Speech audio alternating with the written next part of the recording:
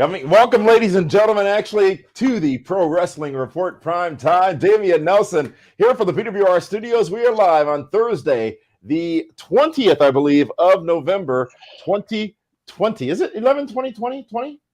Or is it 19? 19. See, I'm getting ahead of myself. But anyways, thank you so much for joining us here live, free on Fight TV. I'm joined, of course, by one David Octavius of Tiberius, the alleged backyard knockout, straight edge, hardcore Hall of Famer hero, and also the superstar of the Super Show, one superhero in the name of Shane Helms, who tonight is going to be talking more than wrestling, talking more than PWR, but he's also going to be talking shop a Mania too. Yeah, the wrestling detective is over. Like whoa, wait, hold on a second. Was that action figure tested? No, this is pre-Dr. Black. I was gonna say, good God. Look at him pecs. Look at him lats. That V shape, man. You like that shit, don't you? Well, not for me, but you know. Well, that's what I really look like if I take the shirt off. We'll go with that. Let's get right down to it, gentlemen, and let's dig into this week's wrestling. AEW, NXT, Impact Wrestling, and this weekend, this Sunday, it's the WWE Survivor Series. Shane, you okay over there? Yeah, I got some money on this Bellator tonight. So. This is fantastic. Whoa. So I might be distracted. Purposes only. Do what? Entertainment purposes only. EPO. Nah, hell no. I'm betting money. Well, gentlemen, let's first talk about the show that won again in the ratings on Wednesday night, and it would be AEW yet again, substantially increasing their audience over the prior week. 850,000 people tuning in this week to AEW Dynamite, up from the 764,000 that did the same last week. And over on the NXT side of things, 638,000 people tuning in for that broadcast, up 6,000 viewers over prior week. Big numbers for both. AEW Dynamite this past week was not as easy to get through as other weeks have been recently, or the trend of the show, actually, for me. Things were a bit disjointed at times. There were too many guest people on commentary, in my opinion. But I did like a lot of what they did, and I want to talk through it with you, gentlemen. And before we do that, I do want to welcome the world who's watching and joining us on social media. We are live on YouTube. We are live on Facebook. We're live on Periscope via Twitter. We are live on Twitch, Shane, as well. And we're also live, of course, on our tremendous partner, that in Fight TV. Where why'd you tell me that we're on Twitch? Well, a couple of weeks ago, if not last week, on Twitch, you embodied the name of that platform a couple of times during the broadcast. Oh, I've forgotten already, so. Mm-hmm. Yay! Well, hey, and let's not forget, Twitch is one of the most talked about social media forums right now. If you're not careful, for certain talents. We're good. Twitch? We should be on all platforms. We should. We got it. Well, except for Parler. There will be no Parler. Dave, you don't want it? Dave's on Parler for sure. No, but Damien, me, you, and this show, yeah, whatever, Dave. Damien, me, you, and this show, not on Parler. Never going to happen, Val. No. AEW Dynamite. Dave, 100%. November 18th, the big calling or the big advertised situation for the show was going to be a contract signing between Jon Moxley and Kenny Omega for their match on December 2nd when Winter comes to Dynamite. But before we get to that, let's talk about the opening contest. Hey, hold on a second. Does that mean Glacier's coming? No, Winter is coming. But wasn't that the gimmick when they brought Glacier in? But also, Katie Lee Burchill was called Winter too, so maybe she's going to make an appearance. Or Two Coat Scorpio. Everybody, here comes Two Coat Scorpio. JC Ice Dundee. Oh yeah, who could forget him? The Iceman King Parsons. Come on, you guys got to chip in. I can't come up with all these. Yeah, I said the Yeti. Hey, I had Glacier. I had the first one. Come on, Nelson. You think of somebody. Come on, Nelson. I'd rather see Glacius. Gabriel? Glacius from Pure Instinct, a game you guys don't know about. Anyways, let's go on and talk about it. The opening contest featured a debuting team in AEW, and that would be the team of Top Flight, Darius Martin and Dante Martin, only 21 and 19 respectively. They get an opportunity against the Young Bucks in a matchup. As you said, Shane, a lot of matches went very long on a lot of wrestling this week, including this one, but it would be the Bucks getting the win over Top Flight. But I thought they had a tremendous debut, Shane. Yeah, I mean, they looked spectacular out there. It was standard fare for the Bucks. It's what you expect from a Bucks match. Incredible athleticism, incredible creativity. I think the casual fan that might like a little bit more realistic approach, this isn't going to be up their alley. But if you like Kung Fu, this is for you. So I enjoyed it. Top Flight has a tremendous upside. Incredible athleticism all the way around. Could have been a little shorter, but I'm glad that the finish was clean cut. Champs going over strong. And the Top Flight team, the new team of Top Flight, looked strong as well. Dave Hero, what did you think of that debut match? Two of Ken Anderson's brightest young pupils. I thought they did. Oh, really? They came from Ken's school up north? Yes, they're from the Ken Anderson Wrestling Academy. Oh, yeah, Ken's the one that taught him all those dives. Yeah, exactly. And Molly Holly, your old tag team partner. Indeed. So what I thought was amazing is how much the Young Bucks gave Top Flight. They gave them way more than I expected. All the near falls, they made them contenders for the tag team titles, not just two guys showing up on a debut. Lots of offense back and forth. Shane, I agree with you. Almost too much of the flippity-floppity stuff. But I was just impressed. I'm like, the Young Bucks did good business. They elevated this tag team. There's no way now they're not going to sign them because they took their tag champs to the limit. And I expect more things. And you got to believe after last night's performance, when we've seen the Young Bucks wrestle just about every tag team in AEW, they've got to be top 5 now in AEW as far as tag teams. Maybe jumping over teams like Private Party and the Dark Order. Well, I think the tag teams are ranked, aren't they, as well as the singles competitors? But I'm just saying, as far as flow to the match, they were right there with the Young Bucks the entire night. Well, let me ask you guys this, and Shane, I can't wait to hear your answer on it. As I was watching that matchup, I said, this new team, these young boys against the Young Bucks, seem to be getting more than they should have over the tag team champions of AEW. And I struggled with it because I said, well, this doesn't make logical sense, but it makes sense from a physicality standpoint that they're fighting and being able to justify being there by being able to go so long with the champs. But was that really the right thing, is to have them be as strong as they were in their debut matchup, opening Dynamite against the tag champs? Well, it wasn't their debut match. They've had, matches on Dark. They built up to this. They built up to this championship match. If you only watch Dynamite, you're in this bubble if that's all that exists in the AEW universe. But that's not all that exists in the AEW universe. They have done things. So they, earned a championship match. So if they've earned a championship match, then we got to show the crowd why, at least the audience that has only watched Dynamite. And so I thought the Bucks did a good job, and that happens. I mean, Ric Flair used to do it with everybody. Ric Flair didn't matter who it was. He would take Alabama junior heavyweight champion Mike Jackson and go out there and go 15, 20 minutes with him. Wait, so is he related to Matt and Nick? Possibly. At this point, who fucking knows? You said Alabama, right? Yeah, probably. Yeah, so yeah, he's their uncle and dad. But no, I mean, it's not illogical because that really happens. That really does happen. Sometimes, you see it in MMA all the time, when you got like somebody that has to pull out of a fight and they got a late challenger step in that isn't even supposed to be there. Not only do they show up, have a good fight, sometimes they win. Crazy things happen in sports. So it's not illogical, but I thought, like I say, I wish it had been a little bit more reality based at some points. When it's too much kung fu, sometimes it takes me out of it. But that's just personal taste.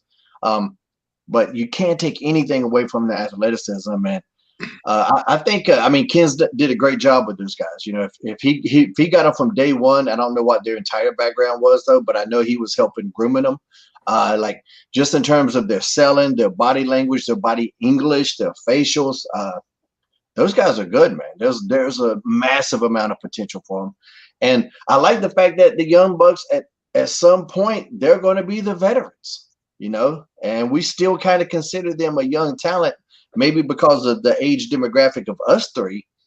But those guys, I mean, they're at a point now where they've been around. They've been around the world, and I can't see my big, but Good Damien, job. and you know, so they're going to have to start elevating other young bucks. And that's where we're at now. And I thought they did a good job with it. Well answered for sure. The next matchup would be Kip Sabian versus Orange Cassidy with Miro on commentary, one of the many people who would join the commentary booth over the course of the evening. Orange Cassidy needed to win this matchup, which he did. Kip Sabian, though, got a lot out of this match as well, David Hero. You know what? I thought it was one of the better matches with Orange Cassidy because it showed them working towards putting his hands in his pockets and all the little gimmicky things that he likes to do. They actually, it was more of a challenge. It just wasn't, yeah, I know it's coming and I can't stop it. They put time and effort into it because, let's be honest, this is now the fourth or fifth week in a row that Orange Cassidy has been wrestling on TV. And I, for one, didn't know if he could sustain being on every week doing the same thing. But just the way he played off Penelope Cruz. Yeah. Yeah. Like with the high five and everything. Or Penelope Ford. Penelope Ford, that's it. Penelope Cruz is the actress. I just wasn't a big fan of having Miro on commentary.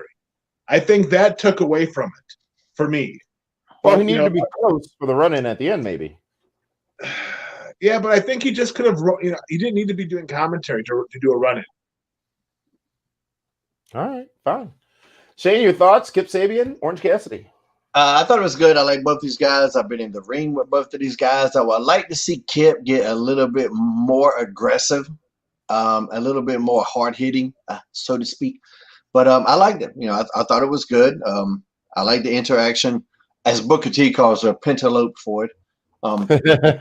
There was some good interaction there. Miro didn't bother me. I thought there were some things he said on commentary that for me helped explain the story a little bit. You know, because the whole video game thing still is odd. And so the more explanation I get out of that, the better for me. So I thought that was okay. But I know, Damien, you mentioned earlier there was a lot of guests on commentary. And I agree with that 100%. But Miro didn't bother me here. The next segment was one that left me staggering a little bit because it didn't come off good at all, actually. It was the contract signing where Kenny Omega, let's back up a little bit, because earlier in the night we did hear from the AEW champion Jon Moxley, who revealed that he is with child. Well, Renee Young is with child, and another power couple in wrestling is soon to expect a baby. So congratulations, of course, to them. Now, we would get to the contract signing, Kenny Omega versus Jon Moxley, December 2nd on Dynamite. And Kenny Omega with the exaggerated entrance, which could have been connected a little better. Didn't flow very, very good. He comes out. Moxley doesn't. Omega signs the contract. Moxley's attacked in the back. We see the footage, the aftermath. That was also, that could have been better. This just left me thinking, well, what was I supposed to have gotten from that? Did Omega attack Moxley? The questions weren't asked. The insinuations weren't made. Who did and why? It just left me void, David Hero. Well, the other thing it does is once again it shows where Jon Moxley isn't there. I mean, earlier, in the year there was COVID issues where he couldn't be on TV. They had to push matches one of his matches back, and now this. You got to believe that maybe Lance Archer Hoyt is involved in it somehow because they still haven't found anything for him, and there should always be a rematch there. But yeah, it was weird. It's like, why not have him there? Why now? There's just getting to the point with AEW that there's almost too many stories with too many people, and it's hard to keep track as to what end is up. Shane, your thoughts on the contract signing or lack thereof? It actually didn't bother me at all because when Moxley did the long promo before the contract signing, I immediately went to, aren't we going to see him in this contract signing? Why is they having this promo beforehand? So that's where my mind went. So then when he didn't come out and they showed him beat up in the back, I never got the feeling that he wasn't there at that point. I mean, they played it off like he was there. He was just beat up in the hallway. So I didn't get that out of there, Dave. So I'm not sure. Not sure about that, but I thought they played it off cool. And to me, it leads to questions. You're not supposed to get all of the answers every episode. If you do, then there's no intrigue to go forward. For me. No, that's fair. And contract signings always end up the exact same fucking way. Like they were going to get in a fight, or push and shove, or pull apart. That's 9 times out of 10. That's what happens. So this was unique, I mean, was it perfect? I don't know. Was it good or bad? I don't know. But to me, it was different. And so, and it led, there's intrigue for me now because I'm interested to see where they go. And who was involved? Was it Kenny that beat him up? Well, they didn't allude to that on commentary at all. Didn't. Maybe by design. And like Dave said, there's a bunch of people who it could have been. So well, let's go to a viewer comment right now coming to us from YouTube. This is user Batman Beyond 23 who says this: I wish Omega would have come out breathing hard, kind of insinuating that he beat up Moxley. And maybe this is one of my problems with this segment. Thanks for that comment as well. And we're taking your comments live on all of our social platforms. Was that he was so crisp and so clean that the duration of that entrance was not enough time for him to have recovered himself if he were the one who had attacked Moxley back. But it wasn't him. There's no way he did it. There's no way. Okay. It doesn't make sense. This is the first conspiracy theory I've seen you not subscribe to, Dave. Why would it not make sense? Well, because it would make the most sense if it was him right now. So it can't be him. You know what I mean? It's like there's somebody else with a candlestick, in the library. But I almost thought, I was wondering if Tony Schiavone was going to grab Omega's sleeve and there was blood on it or something. I almost thought they might do something weird like that. But then when they didn't even acknowledge it whatsoever, or even acknowledge the possibility that it could have been Kenny, then I was like, okay, this is kind of open-ended. I mean, we don't know how big that backstage area is. Maybe that was right around the corner from where the tunnel is. Maybe he went over there, elbowed that bitch in the face, and then went to his spot to come out. We don't know how big it is back there, so I don't know. But I mean, up until this point, has Kenny Omega done anything really douchebag heelish? No. But that's when generally the best heel turns happen, when they're out of the blue, right? Mm-hmm. Let's go to another comment from our social media channels. This comes to us from YouTube. The Brown Boy Wonder says, I feel like the contract signing was real and to the point. And I don't think you could argue that. It was brief. Yeah. So, I mean, too, and he was kind of arrogant about it. It's like, he didn't have any sympathy for Moxley. He's like, yeah, you're not getting out of it this time, John. I mean, so there was, to me, an underlying implication that he was involved in it from what he said, his verbiage, not from commentary. But what he said, to me, leaned me to think that he knew a little bit about what was going on. You know what I think it was? I think Renee got pissed that he let the cat out of the bag and she beat his ass. That could very well be. Yes, and let's even talk about that. Maybe that's one of the reasons why he didn't come up for the contract signing. How do you follow up with that? You know what I mean? It's like he does that promo, talks about being, a soon-to-be dad, and then goes out for a contract signing. It just seems the placement of everything was kind of weird. Was it kabuki-ish? It was, for me, yes, it was very great kabuki-ish. I speaking of which, I'm still trying to understand why you guys use that term, but I was in Philadelphia last evening, and I came across, I'll send you guys a picture, I forgot to send it, a restaurant called Kabuki Sushi. Well, that makes perfect sense. Was it green? Was all the sushi green? I definitely didn't go in. What? Okay. Next up, folks, it was Pac in his in-ring debut or return after an 8-month absence against the Blade. And the story of this match, obviously, was the reuniting of the Death Triangle with Kenny Kingston on commentary this time. The Death Triangle is back together. Pac, and the Death Triangle of Rey Fenix and Penta. Who's Kenny Kingston? Eddie Kingston. Yeah, that's what I said. Oh, I thought you said Kenny. Oh, no, of course. Why would I say Kenny? No, I don't know. That's why I'm asking you. Why'd you say Kenny? Well, it's because it's not. But anyways, though, Dave, Pac, Death Triangle, back, Butcher and the Blade, Bunny, a lot going on in this matchup. I think it's awesome that there's another set of trios in AEW. I mean, they have lots of them right now. But you know what? If you look at this, was now the third match on the show, and Pac just looks like a badass when he's out there. And it looked a little clunky in the beginning. That DDT when he jumped from the outside back to the inside looked like somebody was going to get hurt. So it was a little bit of a slow start. But the Blade and Pac, they just beat each other up. It was physical. I thought it was solid. It almost went too long again. But interesting to see how the Lucha Brothers have sided with their old friend and let Eddie Kingston now with Butcher and the Blade go and do their thing. So now, again, another set of trios, which is something that we will see later on in the night as well, too. Well, it also makes a ton of sense, though, right? Because Pac was gone for 8 months. So now he's back, and now the band, if you will, back together. Whether there are too many trios, groups, or not, Shane, what did you think of this situation on Dynamite? This was not that it was a miss at all, but of everything on the show, this one didn't quite check the boxes for me. I didn't know who to cheer for. Who am I supposed to like in this match? You know, I mentioned last week after we saw that Pac vignette, how's that going to translate to his in-ring work? Right. I said it wouldn't, and I was right. Yeah. It didn't. I don't know who to cheer for. There's nobody in here that's the babyface. So it was just kind of an odd first opponent, in my opinion, for Pac's return. Doesn't Pac check the babyface box? Not really? After that promo and just, I mean, how he wrestles, he doesn't wrestle like somebody that I'm supposed to cheer for. You know, he's called the bastard. I mean, well, that's not his fault.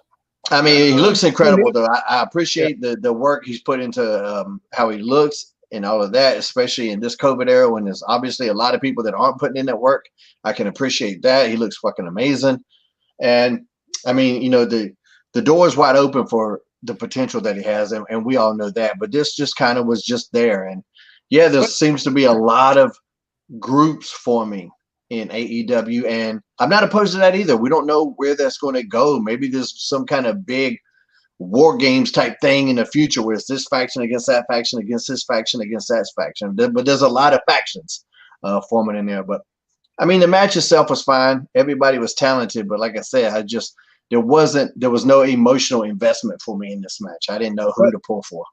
This is what AEW does. They have babyface versus babyface more often than not. Now you do a heel versus heel. But heel versus heel is the worst, though. Babyface versus babyface. Okay, at least I got two people I could possibly cheer for. When it's heel versus heel, that's the worst case scenario in the business is heel versus heel. Yeah, you're right. There's no one to cheer for. You know, and then there's a couple of times when Pac went outside and he got distracted by the bunny and then got distracted and made himself look a little dumb. I didn't like that. You know, you got to be careful about that. You know, but still good. I mean, he still looked amazing coming back. 8 months off. You don't know what his ring time is. You know, stuff like that. A couple times during the commentary. So they but ring rust is bullshit. That's just not real. For us fans, it matters. It means something. It's a relatable term. Sorry. But I'm telling you, it's bullshit. It's not real. It's not a real thing. So let's move on to the main event, folks. And it was several endorsed talents, the future of the business coming together in the ring at once. Cody Rhodes, Darby Allin teaming up to take on Brian Cage and Ricky Starks. No, you skipped over the fucking match of the week. Serena Deebs and Thunder Rosa was the match of the fucking week on all shows. Too fast. It was a long match, and I don't say that in a bad way. Mm-hmm. It was a long match, but it delivered physicality, passion, and drive from both competitors. A little bit of shenanigans with Dr. Britt Baker at the end, but a very, very good showing for both, Shane. Yeah, that was my type of match. Everything was intent. There wasn't a bunch of over choreographed shit. It looked like two people going at it, just beating the shit out of each other. the Brit thing came in, so they added that little layer of we thought it was over, but it wasn't. Kept going. Thunder Rosa looked good even in defeat. Solid win for Serena, because by the time we got to the finish, we done forgot about the Britt Baker thing. Yep. So it still kind of came off as a solid win for Serena. I thought both looked incredible. And then you had a little bit of an aftermath with Britt and Thunder Rosa going at it, so it elevated that storyline. It was the best match of the week across all three companies that we talk about on this show. And so I can't say enough good things about that match. David? It was fantastic. I mean, Serena Deeb. Imagine if AEW doesn't have Serena Deeb and Thunder Rosa right now. How different their women's matches would be, because these two girls have been top notch every single time, even no matter who their opponent has been. And then, but let's not forget, 1 year ago, Serena Deeb was one of the coaches with the girls in NXT. Kind of explains how those girls have gotten so good over time. But I thought it was a great match. It was a solid match. It was two women fighting for a championship, and there was a sense of urgency. I thought the timing of Britt Baker getting involved was a little weird, more like in the middle of the match as opposed to being in the finish of it. And then why would Britt Baker be out at ringside afterwards? Yeah, I did think that was weird. The commentators asked that same question, which is good, I think. Yeah, I thought that was weird, but then they kind of covered it up. It's like, man, look how arrogant she is just to be out here. So they for me, that helped. If they hadn't have said that, I was thinking, I think exactly what you're thinking, Dave. Why the fuck is she hanging around? Yeah. But I was okay with that. That was just a different way to do it. The women's match, of course, Shine delivered another in a series of long matches. Only 6 matches on Dynamite this week. That's not a problem, because the main event, as I framed before, tag team action. The TNT champion and the former TNT champion teaming up to take on the future of the wrestling business, Ricky Starks, and the powerhouse Brian Cage. Shane, your thoughts on this matchup? Well, one other thing, are we going to talk about the Vegas trip too? After this? Yes. Okay, after this, we can talk about Vegas. Yeah. This was a good main event. I like that Brian Cage went over strong on the TNT champion Darby Allin. I thought that everybody looked good in this match. So no real complaints about it. The aftermath, I guess it's okay. I don't know. I'm not invested enough in Will Hobbs yet that I really care that he turned heel. I only care because he turned on somebody that a fan favorite like Cody. So it worked in that regard. But again, we got another new faction with Taz. I think they need to figure out, do they want him on commentary or do they want him to be this manager role? Because to me, it conflicts from a character standpoint at times. Well, it makes it awkward, right? Yeah, because like on commentary, it's like, okay, so am I supposed to listen to this person and, admire him but because of his intellect, and then I'm supposed to dislike him over here? It's just this really weird character that I don't think anybody can really wrap their head around. It's you don't want to be that confused, We don't need to be doing fucking algebra out here, But again, it's another group very similar to me as Eddie Kingston's group. So we got the Bariquas, we got DOA. Yeah, there's a whole bunch of them. But like I said, keep in mind, when WWE was doing that back in the day, that was kind of cool. So I'm not against it. Well, I'm not against it at all. It's just when they did it back in the day, the other groups weren't that good. The Bariquas weren't over. DOA wasn't over. Yeah, they were their own way. The only thing that's weird to me is that the gimmicks are a little similar. I've talked about this before in AEW. They have a habit of sometimes of being redundant in their stories. Things they'll do with one talent or talents is very similar to things they do with other talent or talents. And you don't want to be redundant in your storytelling. So in that aspect, Taz's group is very similar to Eddie Kingston's group, almost identical, it seems, in terms of presentation and who they are. So from a character standpoint, to me, they need to tread those waters a little carefully. But still, great main event, though, and a good way to go off the air, I think.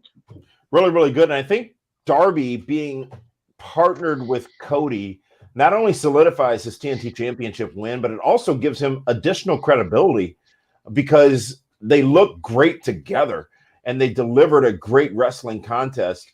Brian Cage, Ricky Starks, I think that could be one of the perfect pairings in the tag team formula, if you will, right? Power and glory. I'm not comparing them to that, but you got your muscle guy and you got your pretty guy, and they play that very, very well. Willie Hobbs, Cody's getting fucking big. Yeah, because Cage usually just looks way bigger than everybody else, but Cody's put on some damn muscle. Mm-hmm. So Cody's pretty damn jacked himself too, though. Well, the final thing on Dynamite I want to talk about, because it happened over the course of the evening several times. Dave, you okay there? Yeah. Oh no, I'm good. What happened? I have no idea. I heard something running around down here. I'm like, what the hell's this? Hold on. Yeah, right. All right, folks. Well, it was the trip to Vegas. It was the Hangover Part 4. And I say that comedically because it was actually very entertaining to me. The Inner Circle, Chris Jericho, and it's all, including MJF. They go to Vegas. They get a suite at Caesars. They find Elvis. They got chickens. They got a baby named Hornswoggle. And they've got Conan offering them goods, if you will. They went everywhere and really pulled no punches in their celebration in Las Vegas. It aired over the course of the evening. I was entertained by it. However, at times, it did feel like the Hangover being rehashed and repurposed, if you will, in AEW. But the Hangover is one of the greatest movies, comedically, that I've ever seen. So I don't know if I had a problem with it, Shane. Yeah, I thought I wish that when they did the thing where Chris Jericho woke up and Elvis was there laying beside him in the bed, I'm like, if that Elvis would have stood up and not had no pants on, and then if Jericho would have been like, "Where your pants?" Like that would have been the pop of the night. Like they missed a couple. That's when you need me. That's when you need somebody that's actually funny to help make you But I thought it was pretty funny. There's some good stuff. The nice little surprise by Conan popping in, Hornswoggle in the diaper. I get it. At the same time, I'm like, that's creepy as fuck. Like, I think it was meant to be funny, but that shit was creepy. I don't know. It just was. But I mean, it was fun. I like that Swagger and Warlow are still kind of keeping up their animosity, not quite being buddy. They're still, they're having the alpha male thing. There was some good moments out of it, and I feel like the guys had fun with it. Dave? When I realized there was going to be a remake of The Hangover, I was like, well, that's boring to me. It's like they have all those creative minds there. They could have done something different. It's just like it's telling everyone that it's fake. You know what I mean? They could have done so much more. I mean, you're out there in Vegas, and it just seemed like they were in a ghost town. And I get it with the times we're living in. Everywhere's a ghost town, but yeah, for me, it was a letdown. One of the things that I thought was funny is when Sammy wrote all over MJF's face. I'm looking forward for the payoff on that because I think that is like the main thing that I took out of that out of those entire two or three segments, whatever it was that Sammy and MJF are going to start that infeuding. Well, what I love from a personal note was Sammy being in that fountain, because a personal story from Shane Helms. And Shane Helms did say this. One time I woke up after this crazy party and we were in, I don't even remember the casino, but the top room had a little river that went from it's this huge fucking room, a little river in it that went out to a patio pool. And I woke up in that river. I don't know how I even got in the fucking room. And I just woke up and I was sitting there going, and there's all these bodies laying around. I recognized a few people. I gotta leave. I missed my flight that left 2 hours ago. Was Elvis wearing pants in your scenario? I wasn't. I'm never wearing pants in that scenario. That's just how it is. Las Vegas, Nevada, greatest place in our country. It was good. You know what? Was it funny? Was it cliched? I'm sorry. Was it hokey? Was it cliched? Yeah, absolutely. But what else could it have been? They are leading in the ridiculousness, right? And this was ridiculous. It was over the top. So why not?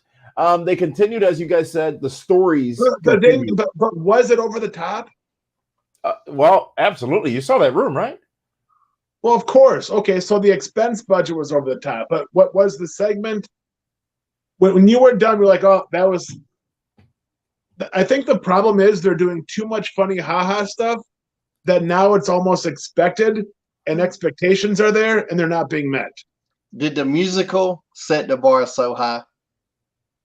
Yeah, the musical from an entertainment standpoint, but that's not bad. They set their own bar. True. You know, and I mean, you do got to keep it up, but if you're going by that musical, that was such a high standard of entertainment that we had never seen. It might just be hard to hold up, but for me, it was still a win for me. I still enjoyed it. All right. Well, thank you guys for that conversation on AEW Dynamite. After talking through it, you know what? They focused on wrestling last night, and they did so very, very well. And perhaps they purposely balanced that, Shane and Dave, because they had these comedy spots throughout the show. So they had to give you the performances in the ring that they did to offset and balance the entirety of the show. Yeah, that's what separates comedy from comic relief. If the whole show's fucking comedy, then there's no comic relief. Comic relief separates the tension of the action throughout. So I thought they did a good job in terms of that. And don't forget, we saw Brandy get beat up backstage too. Great point. That story will be going forward. You had the great commercial, which I don't know if you guys. That commercial I thought was fucking tremendous. Oh, great point. Yeah, they're celebrating 1 year. They're what, unbounded, no boundaries. What is it? Boundless. Yeah. So I mean, that was a good moment for the company as well. So you know what I thought was Damien, for you, kabuki-ish for this segment with Brandy getting her arm snapped was, look at the two running interference. Nyla Rose and Vicky Guerrero, the two that just had a falling out a week earlier. Yeah, that was weird. That was weird too. And then the way, Swole ran in like she was going to do something but didn't. Like that could have been done a little bit better, laid out a little bit better. But I'm still interested in where the story goes. It just seems like they just threw it in a spot like for a time filler. Like they didn't know where else to put it. I'll say this, Dave. If you had a problem with that, then let's just go back 1 week and. Who the hell told you tonight was open mic night, bitch? So you just got that on queued up, ready to go at any point in time. Any point in time, because it was that good. Yeah.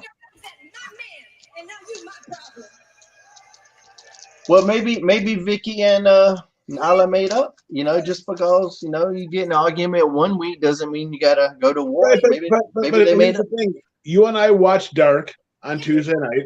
I did. We talked about it. You would have thought that they would have at least hinted, "Hey, let's kiss and make up and go forward," and that wasn't even done there.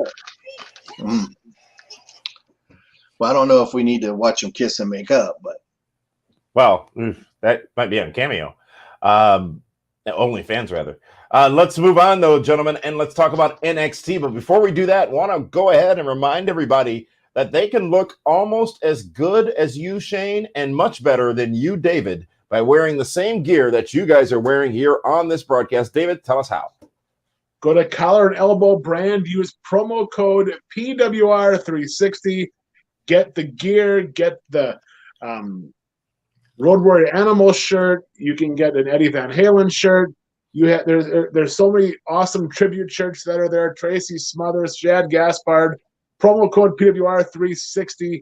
Check out the new jackets, hats, shorts, hoodies, sweatpants, sweatshirts, you name it. It's all at collarandelbowbrand.com. Promo code PWR360. In fact, did he have gray sweatpants? Tribute shirts on right now? Yes, there is gray sweatpants. Yeah, okay, I'll have to get me in because the gray sweatpants love me. Well, I'm wearing the Shad Gaspard shirt, which if you guys haven't been paying attention to social medias, JTG has suggested that Shad get the Warrior Award from WWE this year, which I am a big fan of, and I think he should get it. I would much rather my son grow up to be like Shad than the Warrior, but that's just neither here nor there.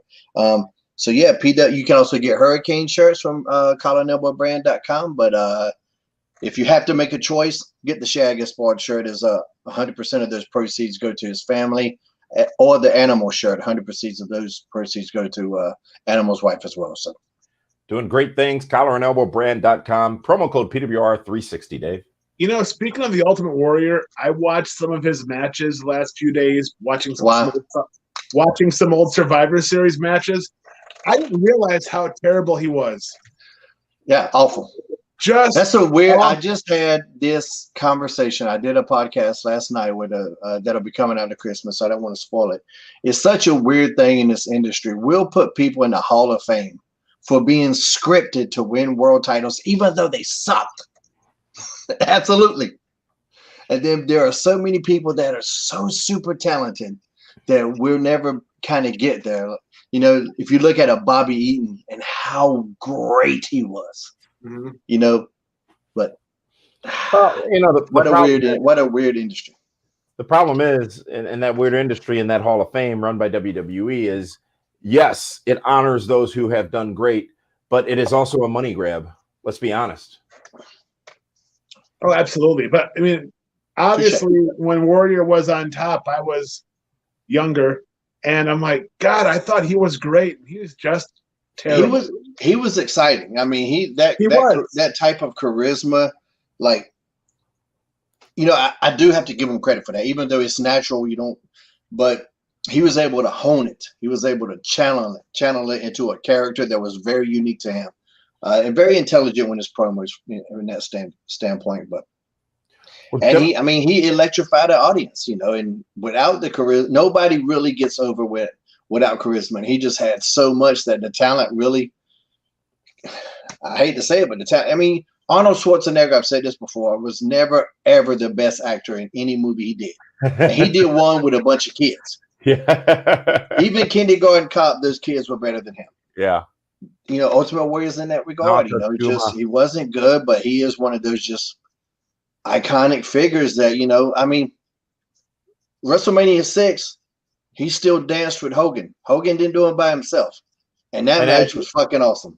Yeah, I do got to give him. I wonder how much did Hogan help that match? You know what I mean? Hogan and Patterson, I'm pretty sure, put it all together themselves. Yeah, guys, we do have to move on. It's time to talk Impact Wrestling. 42 minutes into the broadcast here. Thank you for joining us live. Excuse us, Damien. Sorry. I'm honoring the wishes of the talent tonight. Thank you for joining us here live on Fight TV. We are free on Fight, F-I-T-E, Fight.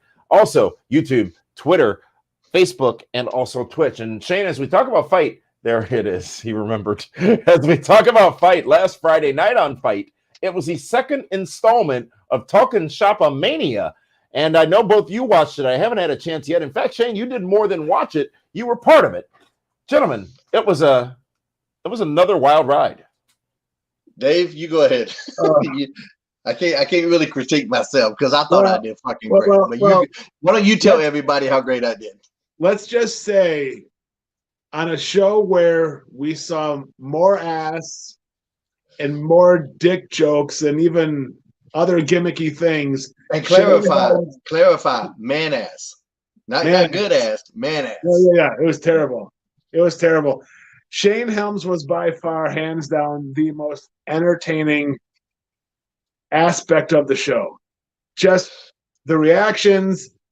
The only thing that may have come close was when they killed off Chavo Guerrero with a lightsaber. But other than that, I mean, just the wrestling detective, the wrestling dick, Shane Helms, was definitely on par. And I understand there's even a T-shirt out with that right now. Right? This is my favorite T-shirt of all. I'm talking about. I'm including my whole Hurricane Run, my wrestling detective shirt, which is a play on Ace Ventura: Pet Detective. And Karen had the idea to put our actual cat Woody in the shirt. So she sent me a picture of Woody, our cat, and we sent it to Pro Wrestling Tees, ProWrestlingTees.com/Shane Helms, and that's my cat in the shirt. But that was so much fun. When I got there, they were basically, here, you guys want an inside story on how the wrestling detective came about? Absolutely. If we got time, Damien. So Gallows wanted me on the show. And everybody wants Hurricane. Nobody wants to book fucking Gregory Helms. That's just how it is. You know, I understand. And Gallows wanted me on the show, so he would call me. And I asked him, like, who else was going to be there. And initially, they were in talk with Dr. D, David Schultz. And so immediately I go, oh, man. I said, you got to let Ace reporter Gregory Helms do I got to be working on a case with Dr. D. David Schultz. And then he finds out I'm a reporter. And if you guys don't understand that inside joke, then the hell with both of you. But the end of that bit was going to be David Schultz choking the shit out of me. That's what I wanted to end up with. And I'm but John. Yeah, exactly. So it's going to play off of that bit. But then for whatever reason, I didn't ask him really why Schultz couldn't do it. But then Gallows and them had that idea about the wrestling detective, about me solving a murder. And here's the best part. It was going to be Marty Jannetty that throws me through the barbershop window. Marty was finally going to get his comeuppance after all of these years later from when he went through the barbershop window. This is going to be his retribution. Did you? Motherfucker missed the show. Which is the most Marty Jannetty thing ever. Yeah. That he misses his own retribution story. Yeah. Did you see that meme that's floating around out there that has the barbershop window scene with, it said, I think the window was 2019. Marty was me, and Shawn Michaels was 2020. Yeah. It's good stuff.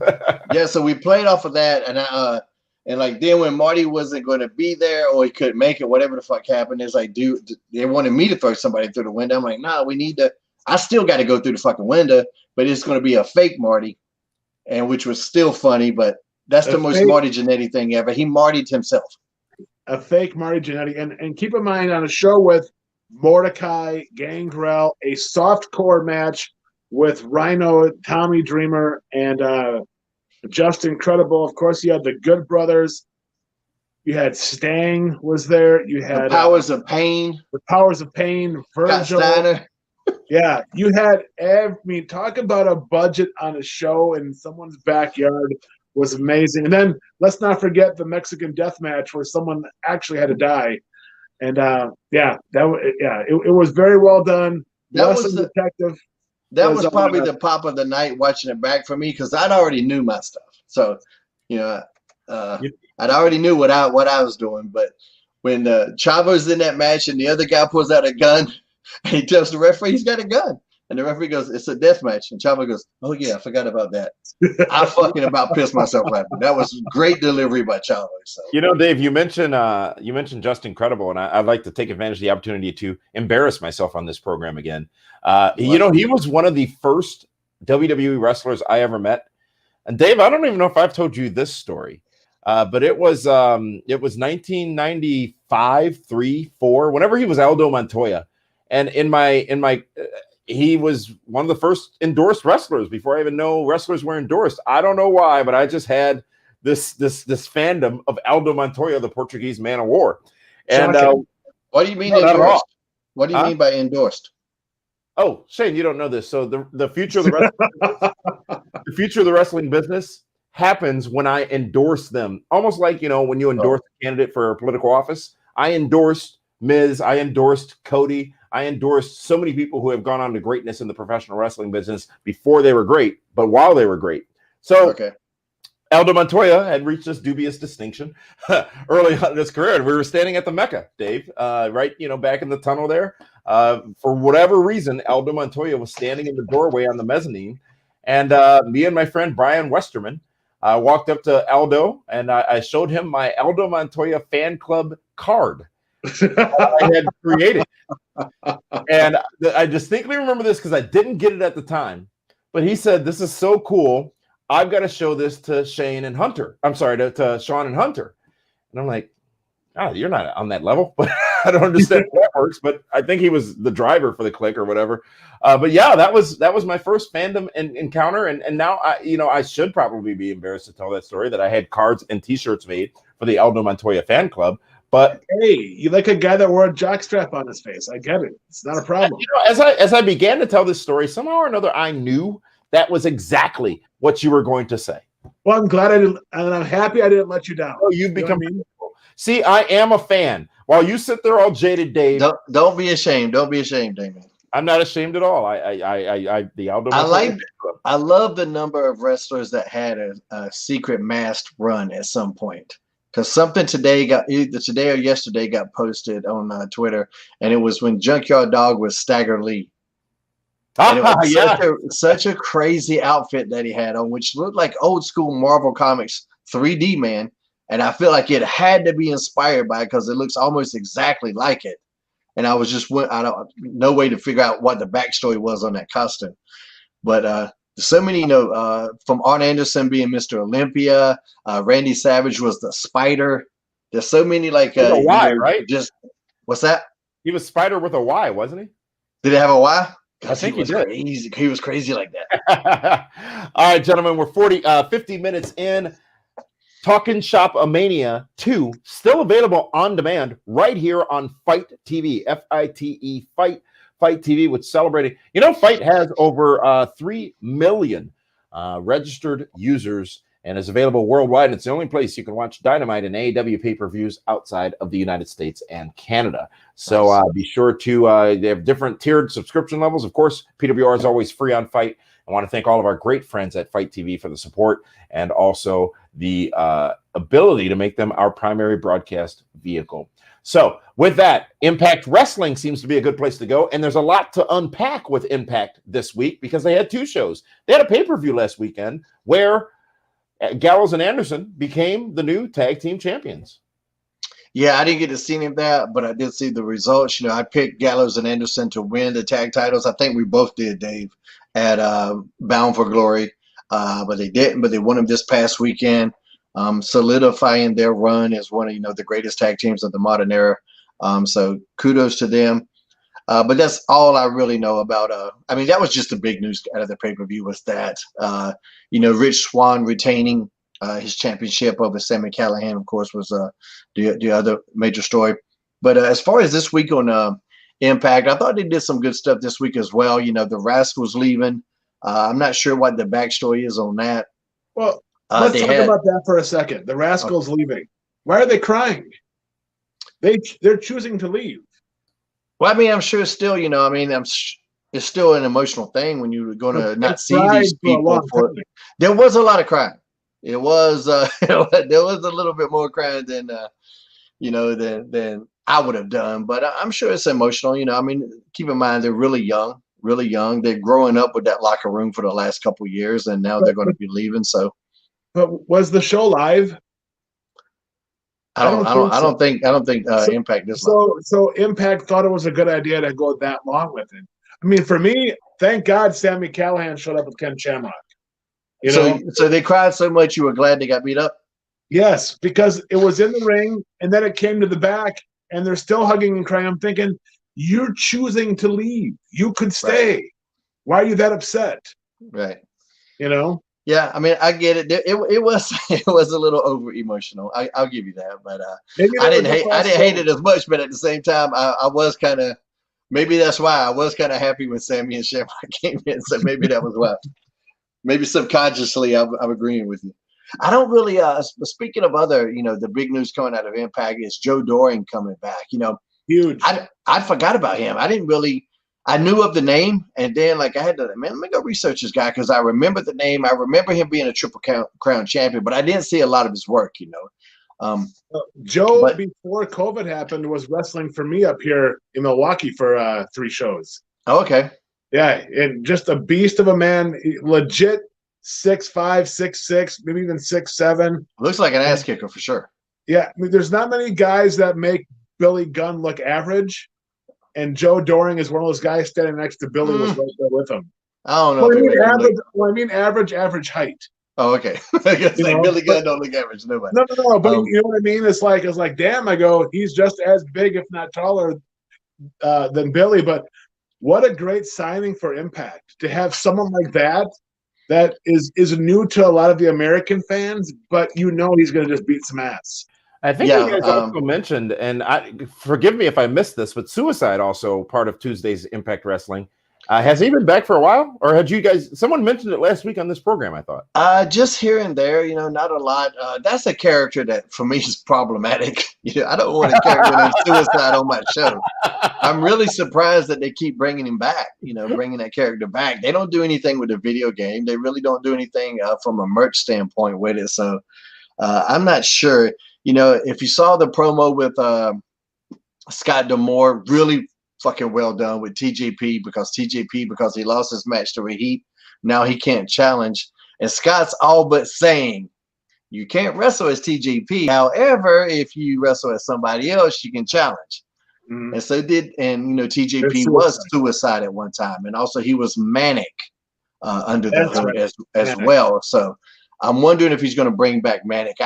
Manic might be better. Like I said, suicide for me is just, there's such a damn negative connotation with that word. Problematic is putting it easy. Yeah. He suicide suffered against Joe Doring.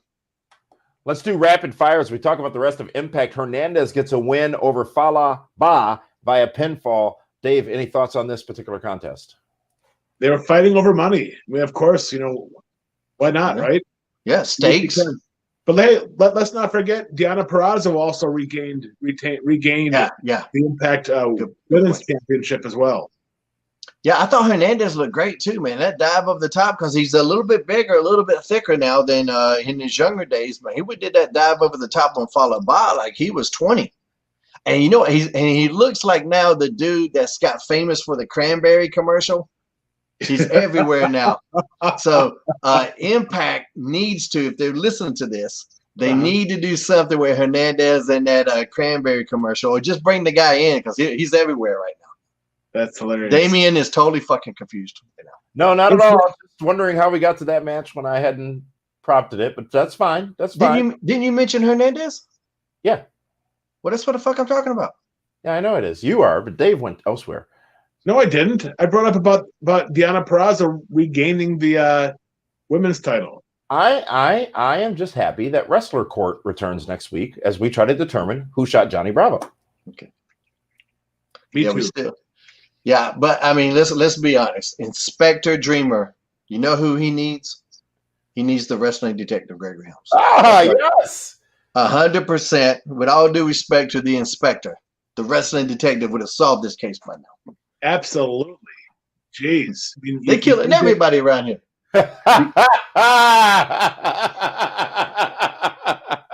Hide your mother, hide your sisters, hide your yes, folks. The good one, Shane. Moose and Willie Mack. It is a no disqualification match, but it would end in a no contest due to double interference. I mean, a lot going on in this matchup.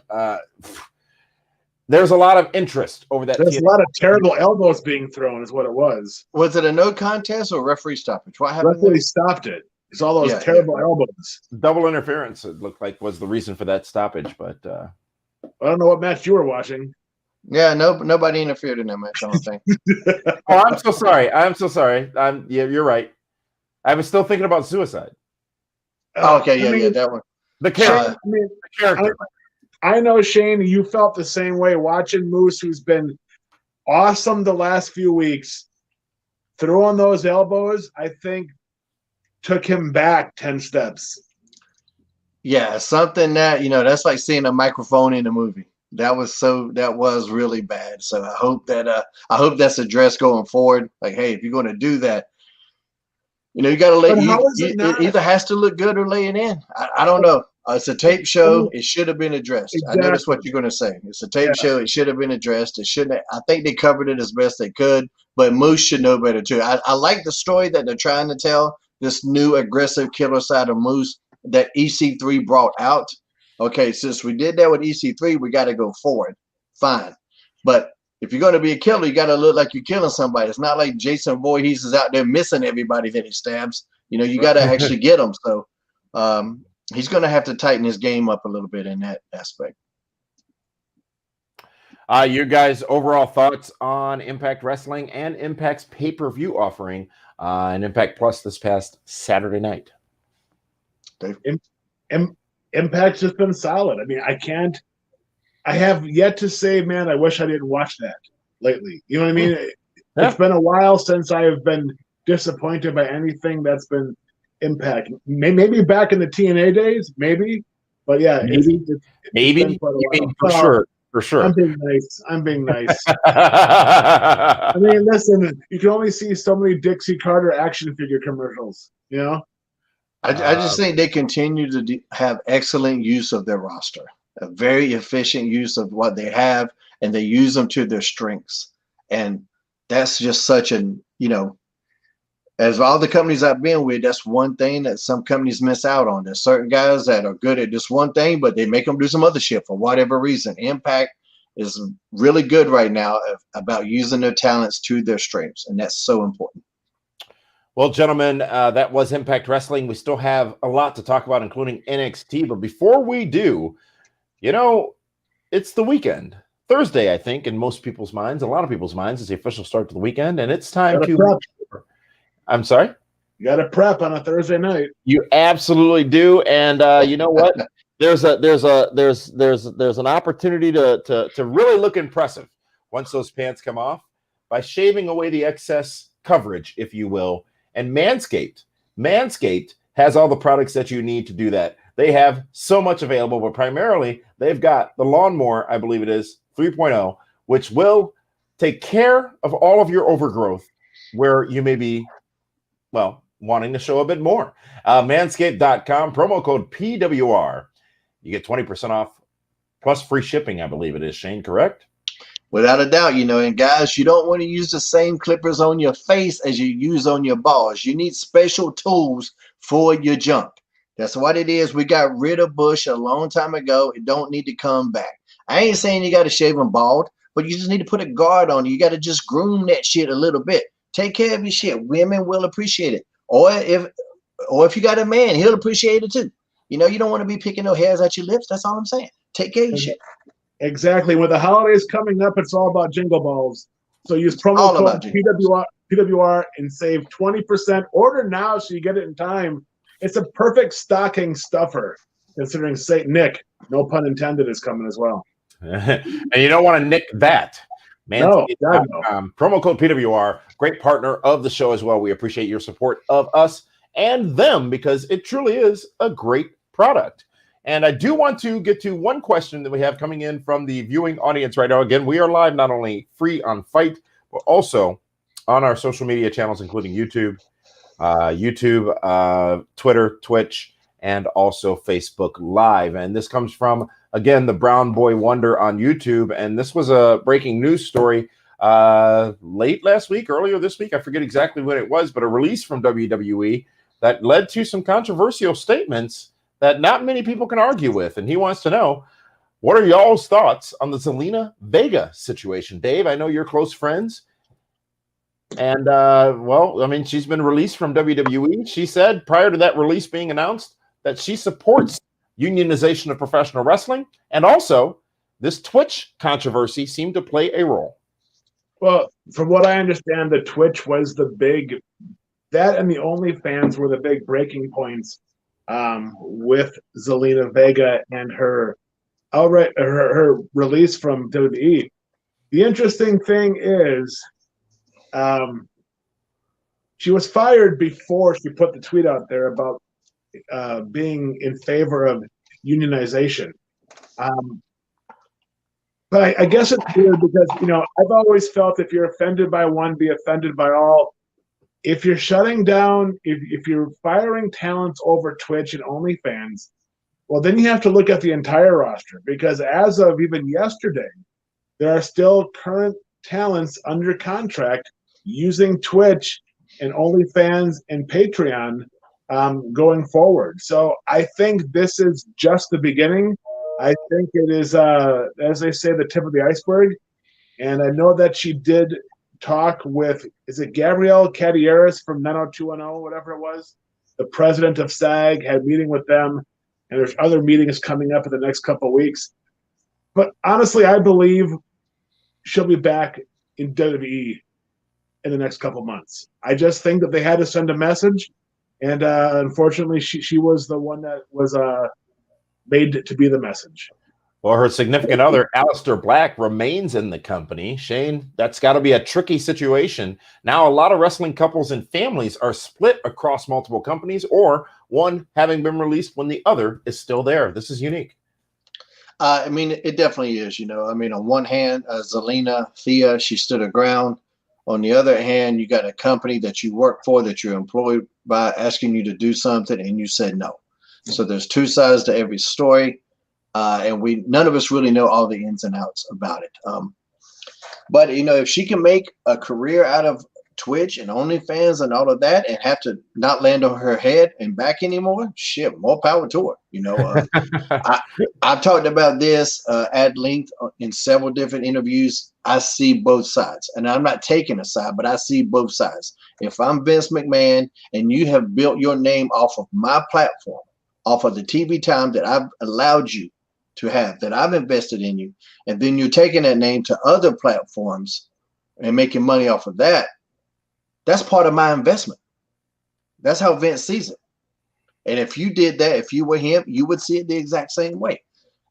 And I also see the talents going, hey, this ain't not got shit to do with wrestling. This is me doing my own thing. I see that too. So I see both sides, and they either have to find a middle ground, or things like this are going to happen. So my hope is that, like Dave, that there's some kind of amicable resolution, because Zelina is talented as hell. She is one of the most talented managers that they've had in fucking decades. She can talk, facials, she can get in there and wrestle. She's just had a couple of good showings with Asuka. So I would love to see her back, because I know it was her dream to be there. But I don't know what the answer is, because I'm not in those conversations. All right. Well, thank you guys for that. Let's move on to talk about NXT. And NXT, of course, last night on the USA Network. Big finish to the show. Before we get to that, let's talk about what happened leading up to it. And it was several action-packed matchups, including the North American champion Leon Ruff going up against Johnny Gargano, and he wins and retains the championship by disqualification after Damian Priest gets involved again. David Hero. I think Leon Ruff is this generation's Gilbert, where he's just going to win out of the blue with help from his buddies or with Damian Priest, so on and so forth. You know what? At first, I wasn't sure how I was going to like it, but it's probably the best way to get heat on Johnny Gargano and keep it interesting than just put the belt on him. And it gives Damian Priest, I think, a little bit more of an elevation of his character as well. And it's not terrible. It's actually better than I thought it was going to be. Shane, how about you? I think I would give him a little bit more Mikey Whipwreck than Gilbert, because I don't think Gilbert ever was taken seriously and never really had a competitive match. He won at Survivor Series 98. Damien, don't make me kill you. Leon is really talented, I think, as far as facials and body storytelling. I mean, he's doing really good with this opportunity presented to this incredibly young talent. As far as experience, his experience is limited. He's just this young guy, but he tells a great story with his facials. You see him climbing to the top rope, and you can almost see in his face, I can't even believe I'm here. And that's very endearing. Like, that's a guy I'm pulling for. I'm pulling for that guy. The disqualification things kind of here and there, I think we're way past the point of disqualifications, shit like that. If you get disqualified in a championship match, to me, you should lose the title. But they're playing off the old rules. Okay, fine. I'm trying to give a little bit of edge to Priest, but NXT has a hard time making their baby faces cool. That's so fucking evident. They are only able to make heels cool because the guys in charge were cool heels. They weren't ever cool baby faces. And that translates to their storytelling. That's great when you get backstage, like little Leon slapped Damian Priest, like there has to be a point like, okay, there should have been something like, I like your little ass, but don't make me fuck you up. You can't just get bitch slapped by somebody and expect to be a cool heel. That was especially a guy that has to jump to slap you in the face. Yeah. But I really enjoyed that match. This part of Gargano, I enjoy him because he doesn't get to bully people a lot. He's normally the small guy. So getting to see Johnny being a bigger guy in a situational match like this, I like that. And it's good. They're making something out of nothing. They took something special with this Leon kid, and I've liked it. Last week, like I said, when he raised the title and that shit fell to his feet, That was the pop of the week for me. And this week, when Priest put it on his head, and you couldn't even see his face. He just had the big belt on his neck. Like, there's just something endearing about that kid that you want to pull for him. More like, even Spike Dudley in ECW too, and he just used to get fucked up. They used to beat him. How Spike got out of ECW walking is a damn miracle. You want to talk about the toughest guys in the business. Yeah. Everybody talking about Ming, Haku, and all that shit. Fucking Spike Dudley is tough as fucking hell. Who was an elementary school teacher, wasn't he? What's that? Spike was an elementary school teacher, wasn't he? Yeah, and those kids were bigger than he was. Yeah. You make an interesting point, Shane. Gosh, I lost it. It sounds like it worked out. The heels and baby faces? No, I don't know where I was going to go with that, but it'll come back to me tomorrow. But anyways, moving along, Cameron Grimes, Dexter Loomis. It's a no contest, and it was a bit of a comedy show. Shane, I know you're a big fan of Cameron. Big fan. I'm a big fan of comedy when it's funny. This was a little bit too goofy for me. Running into the turnbuckle because he's blindfolded. I think they made the best of the situation, but blindfold matches are always fucking stupid. They're just traditional. Because yes, 100% they're stupid. Jake Roberts and Steve Martel. Still dumb as fuck. That shit does not hold up. How we got there was great. Yeah, fine. How we get there is different than the actual end result. Those blindfold matches are dumb as shit. And apparently Dexter could see out of his, or he's got a sixth sense, or whatever the fuck was going on. But that being said, they made the most of it. I like Cameron Grimes referring to himself as the rocket ship. Like, that's a cool little moniker that nobody's doing. I texted him that. I said, keep calling yourself the rocket ship, because I love that. But he is a little bit too goofy for me. But he's really showing his bag of tricks. He can wrestle, we know that, and now he's really exploring the entertainment side of his character, the entertainment side of the business, which you need to be successful as well. Yeah. Definitely not a one-trick pony at all. Just Dexter, the whole thing with the eyes, and then you cover up the eyes. There's nothing there. Like, literally, they covered up his whole fucking gimmick. It was about the belt, Leo Ruff. The belt, the championship. You were talking about that. Okay. The good point you made that he forgot what it was. Yeah. So there was a video posted where Triple H apparently made a comment to him on video saying, that's why we don't call it a belt, because it wouldn't fit around his waist. It would have been better had I remembered it then. I get it. Yeah, I agree. Carry on. See, this is what I'm talking about with comedy. You gotta leave it to people that are actually funny. I was bringing you the news as it happened live. Just let Shane and I do it, okay? You can't do news. You're opinionists and analysts. There's a difference. Cameron Grimes, Dexter Loomis, David Hero. There wasn't much to it. I don't understand why Cameron Grimes is still afraid of Dexter Loomis, because there's no zombies at ringside. It was okay. There was no substance to that at all for me. I'll tell you what I would have done, though. After Cameron had beat up that referee, which I love that spot, him beating the fuck out of that referee, I thought that was really well done. Like, with whatever happened with Dexter could have happened if Cameron Grimes would have been in there and the referee sat up like the Undertaker as a throwback to that zombie, and Cameron would have saw that and freaked the fuck out and took off. I thought that would have been a good pop. Agreed. Yeah, or maybe they cut away, and all of a sudden the referee, when he pops up, is a zombie. But now we're almost in Thanksgiving. You really can't go off Halloween that much anymore. Yeah. I mean, that's what I'm saying. I wouldn't have went fullback zombie. Just sit up like he's recovered from the beatdown. But in Cameron's mind, he's still terrified of this referee, and you could have had. But yeah. Well, folks, War Games returns on December 6th, a little later this year. It used to be part of Survivor Series weekend. Shotzi Blackheart did challenge Candice LeRae for that matchup at War Games on December 6th, but it would be Candice LeRae and Indy Hartwell in a matchup against Casey Catanzaro and Caden Carter. And by pinfall, Candice LeRae and Indy Hartwell, get the win in this not so good match. It was a good match just to get the heels over. That's all it was. Yeah, it served its purpose. The Shotzi Blackwell promo leading into War Games is fucking awesome. She's incredible, and they found a good use for her in marketing. She's out there killing in her matches, and now like in every promotional material, because she was the lead-in for Halloween Havoc, and now she's kind of helping promote War Games. So they found a really good use for her outside of the ring as well. This tag match was fine. Those two girls lose all the time, so it was very predictable. It happened.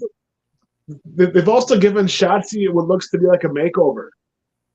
You know what I mean? She looked deadly. You know, she looked great in the promo last night for War Games. It's like, okay, hey, you're now going to be used in a much different way. We're going to glam you up a little bit more as well. I mean, because she's incredibly marketable. You know, I think she Absolutely. appeals to a lot of different audiences and a lot of different sects of the audience. SECTS. Thank you for that clarification, sir. Next matchup was Kushida versus M. Bison, otherwise known as Arturo Ruiz. Good matchup. Kushida getting the win by pinfall, but this Ruiz is impressive, Shane. Impressive, yes, but he looked like when superstar Billy Graham decided to do Kung Fu, so I hated that look for that reason alone.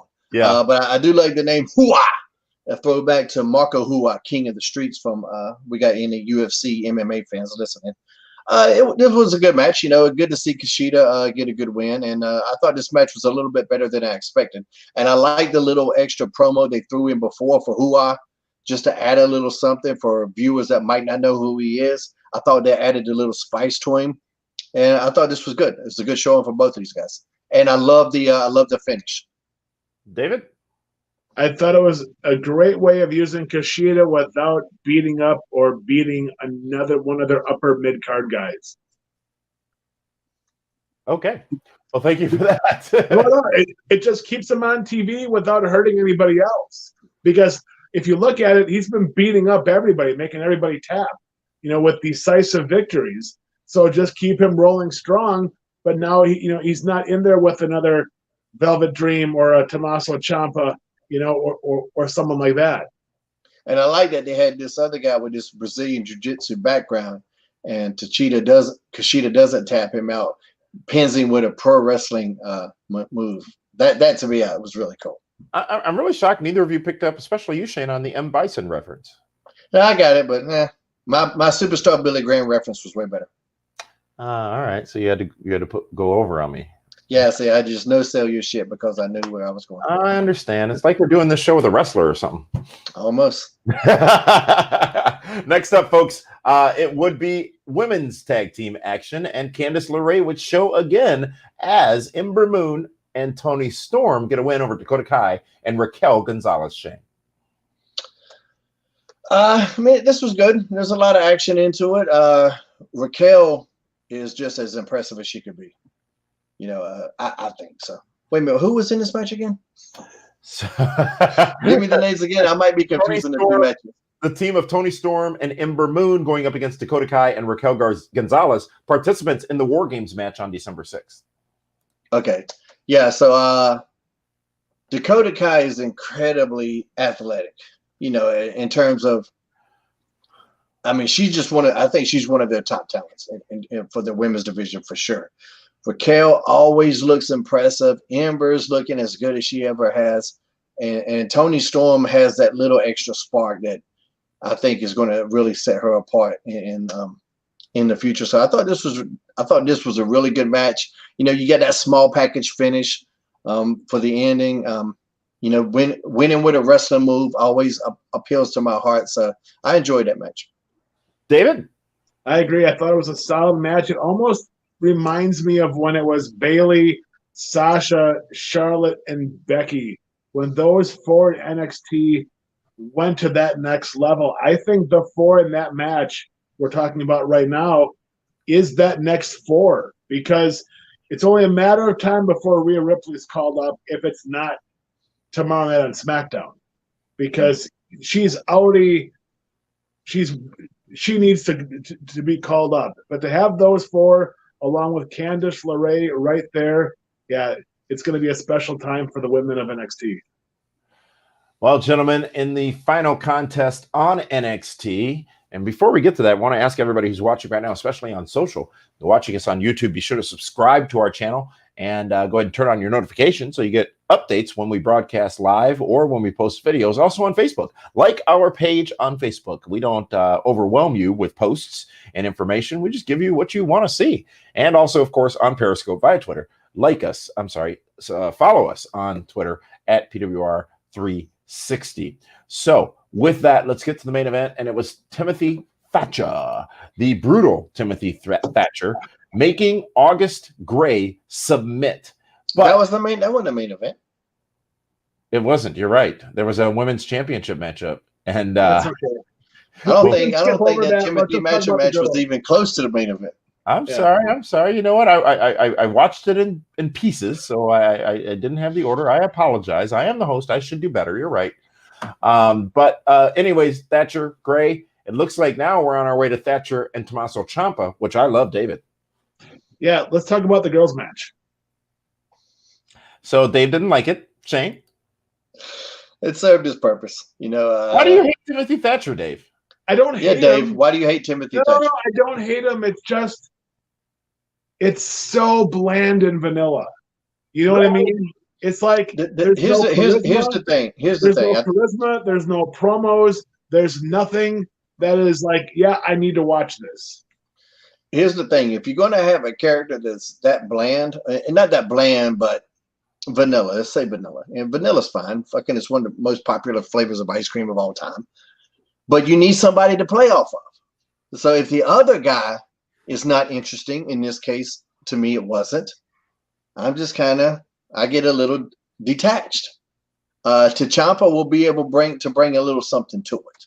So Ciampa against Thatcher, I'm fine with. But Thatcher against Gray or whatever the fuck his name was, I had no investment with that guy. That guy, to me, even more vanilla than Thatcher because there's nothing for me no hook. If you got no hook, you're not going to catch. You can't catch a fish without hooks. That reminds me of Les Thornton. Reminds me of Les Thatcher. Yeah, well, him too.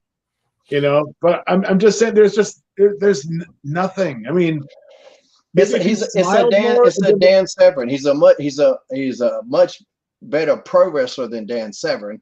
But if you don't have somebody to play off of, like I say, it's just.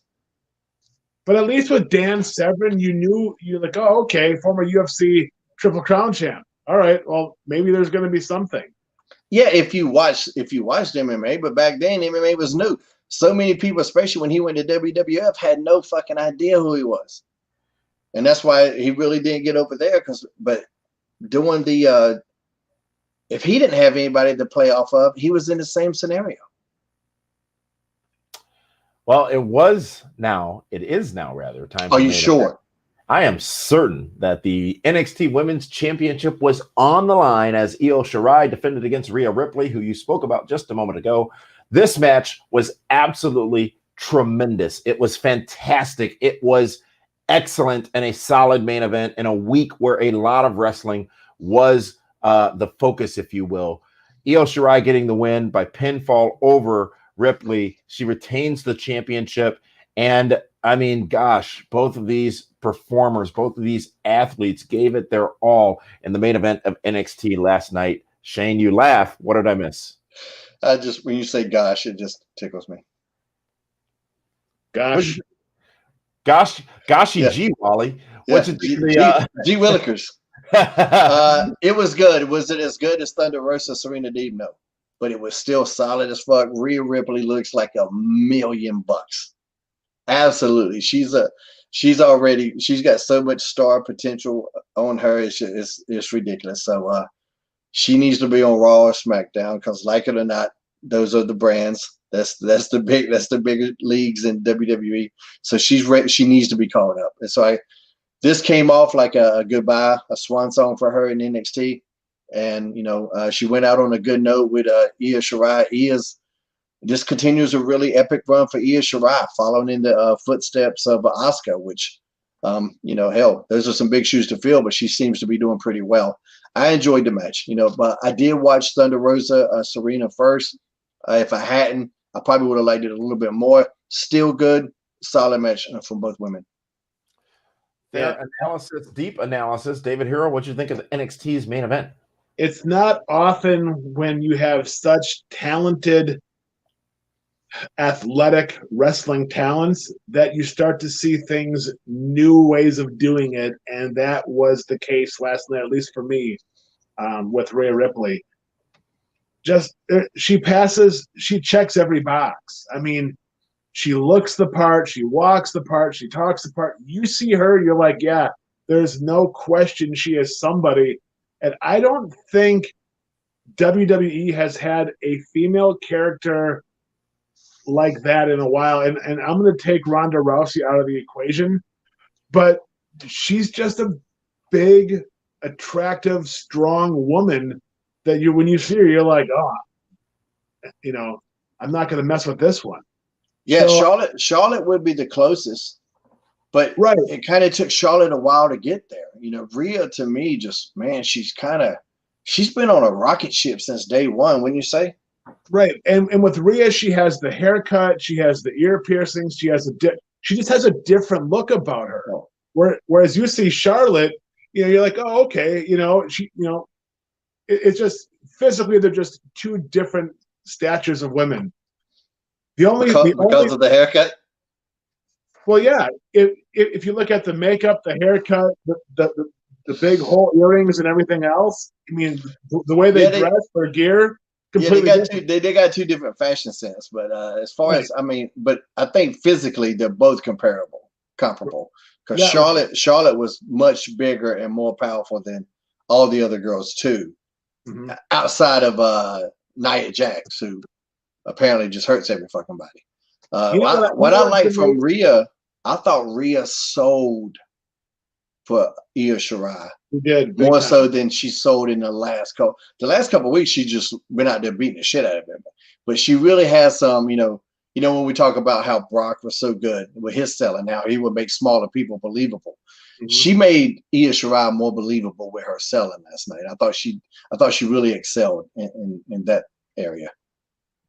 The only thing that stood out for me, and it's because it's probably the second time I saw it in 24 hours, was another moonsault where it hits the girls in the legs, and that's the finish. Yeah, I saw it on Dark with the Russian girl. She did the moonsault, landed on the legs, and then with Io Shirai, that way also like, what are the odds of that? But yeah, I thought it was a great match, and it was a great send-off because there's no way Rhea Ripley shows up on NXT next week. There's no way. You think as quickly as SmackDown tomorrow night we may see her? I hope so. Or Survivor Series. But we've already seen her on Raw and pay-per-views and SmackDown before. But they need her right now. If you look at the girls on SmackDown. Yeah, because they just wanted to bring up Chelsea Green. Yep. On SmackDown, and she broke her wrist again. Poor Chelsea. Talk about the worst luck. Yeah, and Zach as well. She has to go home to him. Yeah. No, Zach's taking great care of her, but yeah, terrible luck for her. So there's a void there in SmackDown. So I think Rhea would be great. Well, that was NXT this past week. We talked about which show the fans gravitated more towards, whatever. But I do want to hear your opinion, gentlemen. Which show was better on Wednesday night? Was it AEW Dynamite or was it NXT on the USA Network, Dave? For me, it's a coin flip. I thought both shows were strong. AEW makes it hard to change the channel. Pick one. I don't want to hear this coin flip bullshit. Pick one. Talking Chapa Mania. Oh, that's my man. That's my man's right there. Shane, if you had to, you're going to have to pick which of the two. Of those two, excluding Talking Chapa Mania, because the Wrestling Detective was the best shit of the week by fucking far. I say that humbly, of course. Dynamite. I thought Dynamite, like I said, the Serena Deeb Thunder Rosa match, to me was the match of the week. I think Top Flight being elevated was good business. Brian Cage at the end with the win over TNT champion Darby Allin was a good elevation for him. And I thought every segment has progression. There was nothing that I felt I didn't care about anybody. There was something that happened in every segment. they make the most. They're very efficient with their TV show, you know. And Impact was second. You know, NXT, unfortunately for me, this week came in 3 out of 3, but it's still good. Still a good show. When I say that, it was a good fucking show. We're lucky. Fans don't understand how good we got it. Like there's a lot of good wrestling on, but you know, this week I give Dynamite the nod. Well, we will leave it at that, folks. In fact, over the course of this weekend, we're going to try to find time to bring you a special look at the Survivor Series, which is this Sunday on pay-per-view from the WWE on the WWE Network. And I want to really thank all of our viewers for engaging so actively in the comments here on the broadcast. And remember, you can join us each and every Thursday night live right here on Fight TV, FITE Fight, for free on Fight, the Pro Wrestling Report on Thursday night, 7 o'clock p.m. Eastern Standard Time, featuring the superstar of the Super Show, Shane Helms. Dave, what's that smirk for? You've been smirking all show ever since that animal. It's just force of habit. Yeah, he's a smiley guy. Yeah, Guy Smiley down there. Yes. What was Guy Smiley from? That was one of the kids shows, wasn't it? Oh, Sesame Street. Guy Smiley was Sesame. He was the Ace News reporter. Duh. He was still on my shit. I think it might be the other way around. If he was still in my shit before I did it, it's still my shit. Wrestling detective. All right, well, gentlemen, thank you very much for joining. Any parting comments for our viewing audience across the world? Nope. No, I'm good. Thank you so much, guys, for joining us. Thank you for watching along, and we will see you again probably Friday or Saturday night with a Be the Booker and a preview of the Survivor Series, because we got to talk about Drew McIntyre being the WWE Universal Champion again. And now he goes up against Roman Reigns in a marquee match on Sunday at the Survivor Series. That was a really big piece of news that we didn't mention whatsoever. No, I just mentioned it. That was a tease. I know, but I'm saying for the Be the Booker show. Okay, good. Good book. Thank you, Shane. That's the first compliment you've given me this hour. And the last. For that one and the star, Shane, this is Damian Nelson saying thank you so much for joining in. And we will see you again when we come to you with our preview of the Survivor Series. Meathead's going to join us for that, actually, with a draft update to tell the world how I'm winning. See you guys next time, ladies and gentlemen.